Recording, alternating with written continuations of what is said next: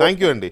So Vijay, ఈ ఫైనల్గా సరే ఆర్థిక పరిస్థితి వెగ్గొట్టడానికి ఇవన్నీ చర్చించాం కదా, ఈ గాడిని పెట్టడానికి ఉన్న మీ దగ్గర ఉన్న మెయిన్ ఇదేంటి? పరిస్థితి కాస్త ఛిద్రమైపోయింది ఆర్థిక పరిస్థితి.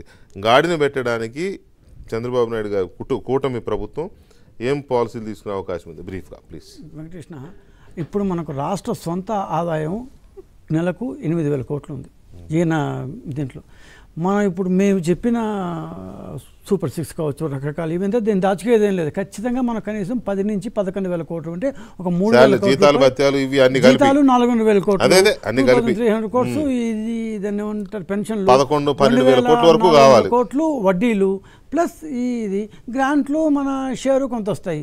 సో ఖచ్చితంగా ఎవ్రీ మంత్ రాష్ట్ర సొంత ఆదాయం అప్పులు కాకుండా మనం తీసుకోగలిగేంత అప్పులు కాకుండా కనీసం 2-3 వేల కోట్లు మినిమం మనం రైజ్ చేస్తే కానీ ఒక ఏమంటారు దాన్ని ఏమంటారు మునిగిపోయి బ్రేక్ ఈవెన్కి వస్తాం. లాభాల సంగతి పక్కన పెట్టి సో 2-3 వేల కోట్లు రావాలంటే ఖచ్చితంగా మనకు ఎవ్రీ మంత్ ఆ మేరకు పన్నులు రావాలి. ఆ మేరకు పన్నులు రావాలి అంటే ఒక 40-50 వేల కోట్ల రూపాయలు మినిమం క్యాపిటల్ డెవలప్మెంట్ బయట నుంచి వస్తే ఆ క్యాపిటల్ ఆర్థిక పరిస్థితిలో కానీ తిరుగుతుంటే ప్రతి రూపాయి అంటే బయట నుంచి వస్తే ప్రతి రూపాయి కనీసం బాగా ఎకానమీ బ్రహ్మాండంగా ఉంటే 7 times తిరుగుతుంది అంటారన్నమాట.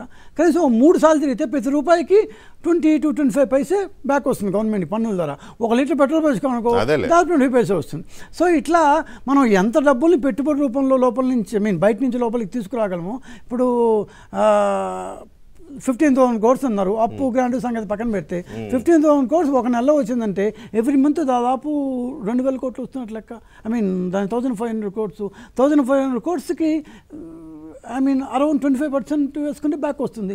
ఇట్లా మన దగ్గరికి ఎంత డబ్బు, సో బయట నుంచి ఎంత డబ్బులు అది ఏమంటారు అప్పులను లేకపోతే బయట నుంచి పెట్టుబడులను రకరకాల దీంట్లో అంటే ఈ కొత్త కంపెనీలను మొత్తం మీద మనం రాష్ట్రంలో యాక్టివిటీ అనేది జరగాలి. ప్లాన్స్ రెడీ చేస్తున్నారు. ఖచ్చితంగా ఇప్పుడు అదృష్టవశాత్తు ఇంకొక 15 daysలో వస్తుంది అనుకుంటున్నారు. ఏది మచిలీపట్నం దాన్ని రిఫైనరీ 60,000 crores in 3 years.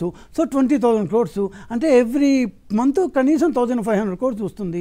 ఇప్పుడు ఈ అమరావతికి వస్తున్న 15,000 crores, ఈ గడ్కరీ ఇచ్చిన హైవేస్ ఇవన్నీ, సో ఇవంతా కనీసం 60-70 వేల కోట్ల రూపాయలు వచ్చిందనుకోండి. ఆ మేర అంతే. పన్ను లేకుండా గవర్నమెంట్ ఎప్పుడు నడవదు కదా.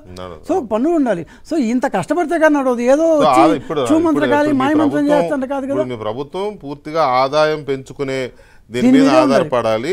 రీబిల్డింగ్ ఆఫ్ జీతాలు, ఈ హామీలు, ఈ అప్పులు, వడ్డీలు, అదే చెప్పి 3-4 వేల కోట్లు ఎక్స్ట్రా మేము సంపాదించాలి.